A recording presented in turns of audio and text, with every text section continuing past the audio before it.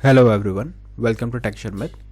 आज के सेशन में हम रिएक्टिव फॉर्म से रिलेटेड एक और एग्जांपल कवर करेंगे, जिसमें हम देखेंगे कि किस तरह से हम एक फॉर्म एरे को इनेबल और डिसेबल कर सकते हैं लॉजिक के अकॉर्डिंग।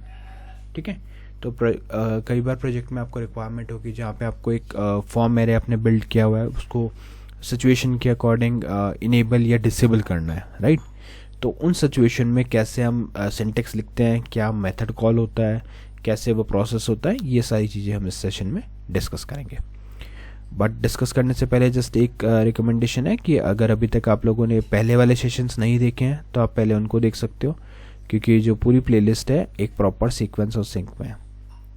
तो अगर आप उसको सीक्वेंशियली फॉलो करोगे तो और भी ज़्यादा ईजी रहेगा आप लोगों के लिए ऑन गोइंग टॉपिक को समझना और उसको इम्प्लीमेंट करना, क्योंकि अभी के लिए हमारी मेन प्रायोरिटी यही है कि कैसे हम रिएक्टिव फॉर्म के अंदर इनेबल और डिसेबल फॉर्म एरे को इम्प्लीमेंट करें। ठीक है, तो अभी देखते हैं यहाँ पे हमारी मेन हेडिंग, और इसके लिए आप लोग टेक्सचर में डिजिटल कोर्स बुक को भी रेफर कर सकते हो, जो फ्रीली अवेलेबल है डिस्क्रिप्शन बॉक्स में। वहाँ पे आपको 3400 प्लस सेशंस मिलेंगे, और वो अवेलेबल है हिंदी और इंग्लिश दोनों लैंग्वेज के अंदर, जैसे मैंने अभी आपको बताया। तो आप उसको इजीली रेफर कर सकते हो। अब अगर हम देखें तो यहाँ पे हम HTML फाइल में है, app.component.html फाइल, जहाँ हमने एक मेन हेडिंग लिखी हुई Angular course by Texture Math, और सेकेंड हेडिंग है reactive form in Angular disable enable entire form array, जो आज का एजेंडा है।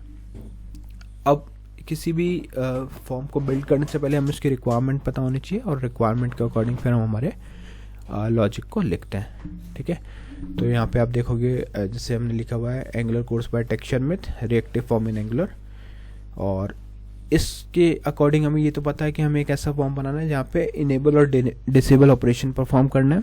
तो एक अपन बटन वहाँ पे प्रोवाइड करेंगे ऐड स्किल का, एक डिसेबल ऑल स्किल का, और एक इनेबल ऑल स्किल का। ठीक है, तो इस रिक्वायरमेंट के अकॉर्डिंग हम पहले चलते हैं app.component.ts फाइल में। वहाँ पे हम प्री रिक्विजिट जो है उनको डिफाइन करेंगे और रिक्वायर्ड मेथड्स को बिल्ड करेंगे, और फिर बाद में हम ये पूरा फॉर्म डिज़ाइन वाला पार्ट कवर करेंगे। तो जाते हैं app.component.ts फाइल पे। यहाँ पे जैसे देखा, सबसे पहले हमने इंपोर्ट किया हुआ क्या, reactive form module ngif, ng4 और Jason pipe. Reactive form module allow करेगा हमें फॉर्म मॉड्यूल को इंपोर्ट करने का, ngif अलाउ करेगा हमारे को कंडीशनल स्टेटमेंट के लिए, ng4 अलाउ करता है फॉर लूप के लिए, और जेसन पाइप अलाउ करेगा प्रीव्यू कराने के लिए डेटा को। जब भी आपको डेटा को प्रीव्यू कराना है जेसन फॉर्मेट में, वहाँ पे आप जेसन पाइप का यूज़ करोगे। ठीक है, उसके बाद में हमने एक क्लास कंपोनेंट ऐप कंपोनेंट रखा हुआ है, उस क्लास के अंदर हमने यूज़र फॉर्म डिफाइन किया और एक कंस्ट्रक्टर बनाया। तो कंस्ट्रक्टर के अंदर हमने प्राइवेट FB फॉर्म बिल्डर। ठीक है, तो फॉर्म बिल्डर क्या करेगा, आपको जब भी आपको स्किल्स को ऐड करना है या रिमूव करना है, तो उस सिचुएशन में आप FB से फॉर्म बिल्डर को रेफर कर सकते हो, FB को एज ए एलियास यूज़ कर सकते हो। ठीक है, तो यहाँ पे जैसे हमने क्या किया, this dot user form this dot FB group. अब जैसे हमें ग्रुप बनाना था तो हमने FB यूज़ किया, this dot FB group, opening closing parenthesis, opening closing curly braces, skills this dot FB of array. तो यहाँ पे हम क्या कर रहे हैं, जो भी इंफॉर्मेशन है उसको एज ए एरे फॉर्म में स्टोर कर रहे हैं। ठीक है, नेक्स्ट हमारे पास गेटर मेथड है, जो हमें हेल्प करेगा वैल्यूज़ को एक्सेस करने के लिए। तो यहाँ हमने देखा return this dot user form dot skills as form array. ठीक है, तो जो भी वैल्यूज़ हैं उसको हम एज फॉर्म एरे यहाँ पे एक्सेस करेंगे। फिर हमारे पास ऐड स्किल मेथड है। ऐड स्किल मेथड क्या करेगा, सपोज यूज़र ने क्लिक किया ऐड स्किल बटन पे, तो वो बटन प्रोसेस करेगा इस मेथड को, और इस मेथड के अंदर हम क्या कर रहे हैं, इस मेथड के अंदर हम 1 by 1 करके वैल्यूज़ को पुश कर रहे हैं। जैसे this dot skills dot push this dot FB control of blank. ठीक है, तो जो भी वैल्यूज इसमें 1 by 1 होंगी वो हम पुश कर रहे हैं एग्जिस्टिंग एरे के अंदर। तो पुश मेथड क्या करता है, एग्जिस्टिंग एरे के अंदर वैल्यूज को पुश करता है। नेक्स्ट हमारे पास है डिसेबल एंटायर फॉर्म एरे। ये क्या करेगा, ये नया मेथड है। देखो, इसमें हमने डिसेबल स्किल्स नाम से एक मेथड बनाया, और एक चीज़ और, ये सब केस सेंसिटिव है, तो जो भी आप यहाँ लिख रहे हो सेम केस में होना चाहिए। अदरवाइज अगर सपोज आपने यहाँ पे इसको स्मॉल d से डिफाइन किया और वहाँ पे आप इसको एक्सेस करते टाइम कैपिटल D यूज़ कर रहे हो, तो ये प्रॉपर वर्क नहीं करेगा।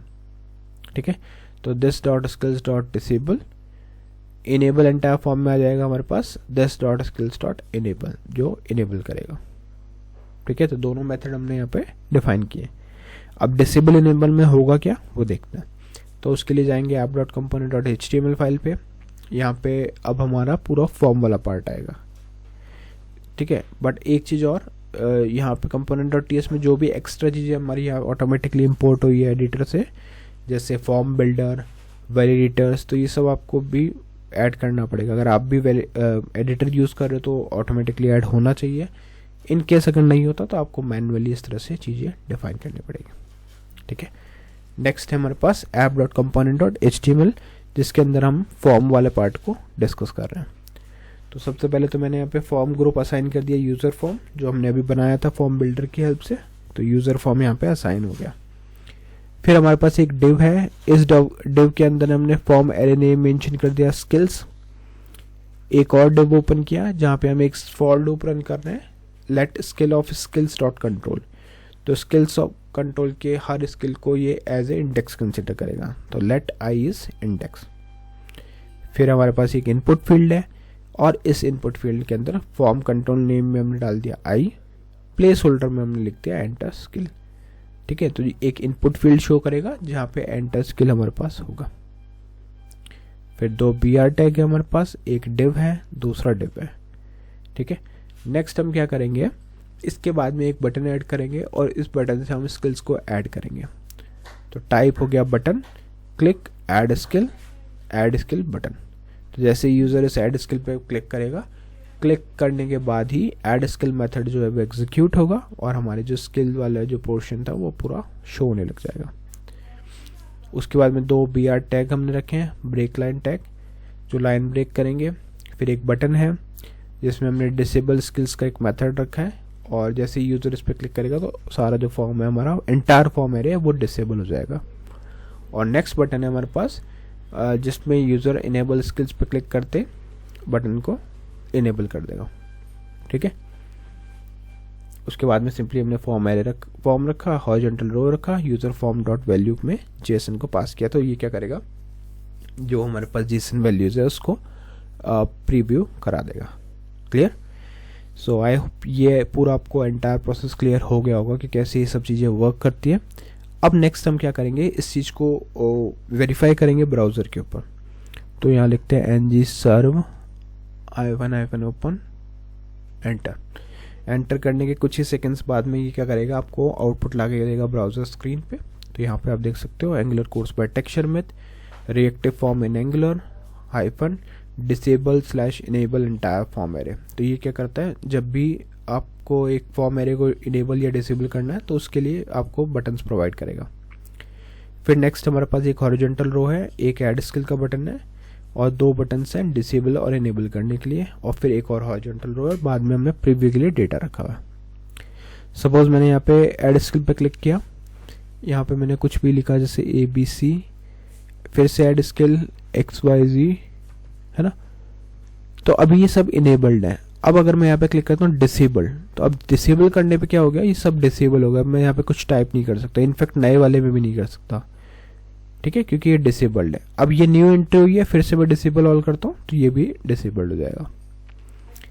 तो अगर आपको यूज़र को रेस्ट्रिक्ट करना है कि वो कोई भी उसमें वैल्यू इंसर्ट ना करें तो आप यहाँ पे डिसेबल करोगे।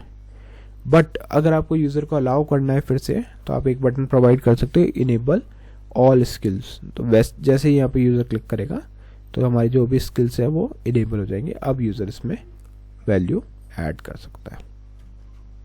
ठीक है, तो ऐसे जो भी वैल्यूज आपको लिखनी हो आप लिख सकते हो। क्लियर?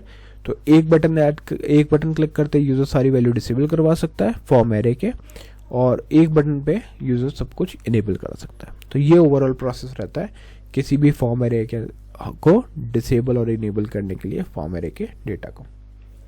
आई होप आज का ये पूरा सेशन आपको क्लियर हुआ होगा। नेक्स्ट सेशन में हम इससे रिलेटेड और भी बहुत सारे टॉपिक डिस्कस करेंगे। तो इनके मीनवाइल आप लोग इसकी प्रैक्टिस कर सकते हो, और अगर आपका कोई भी क्वेश्चन, क्वेरीज, सजेशन रहता है तो वो आप यहाँ पे पुट अप कर सकते हो।